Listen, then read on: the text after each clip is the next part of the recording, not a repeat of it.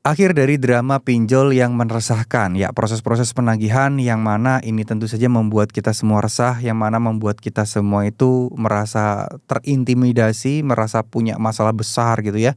Ya semoga ini menjadi awal mula dan juga ya kita dengar informasi-informasi Pak Prabowo tidak mau hal itu terjadi karena Pak Prabowo menginginkan sangat-sangat menginginkan pertumbuhan ekonomi. Nah, apakah ini menjadi suatu hal yang harus kita khawatirkan? Apakah ini menjadi sesuatu hal yang menggembirakan? Jujur aja, informasi-informasi seperti ini itu belum valid dan belum keluar langsung dari mulut Pak Prabowo.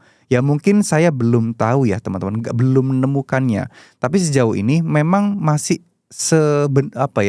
masih ada ikatan benang merahnya gitu loh, masih sejalan dengan tujuan dari Pak Prabowo.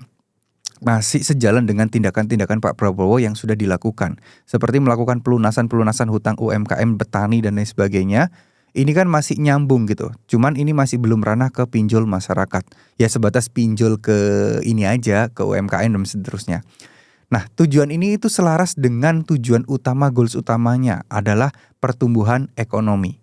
Ya kalau masalahnya orang-orang masih terlilit hutang, terus nggak bisa berkembang, terus ya mungkin itu ada salah satu langkah untuk melunaskan utang UMKM adalah salah satu langkah pertama. Kita nggak pernah tahu, suatu saat siapa tahu masalah utang pinjol ini kayak di reset gitu. Ya kita nggak tahu ya siapa sih yang kepikiran kemarin UMKM utangnya dilunaskan, nggak ada, tiba-tiba ada proses pelunasan kayak gitu. Cuman kita nggak boleh berharap sesuatu yang nggak bisa kita kontrol teman-teman. Kebijakan pemerintah adalah sesuatu yang nggak bisa kita kontrol dan nggak bisa kita usahakan. Jadi apa yang bisa kita kontrol dan bisa kita usahakan? Ya perbanyakin ibadah, ikhtiar, usaha semaksimal mungkin, cari penghasilan tambahan dan lain sebagainya, itu yang bisa kita kontrol ya.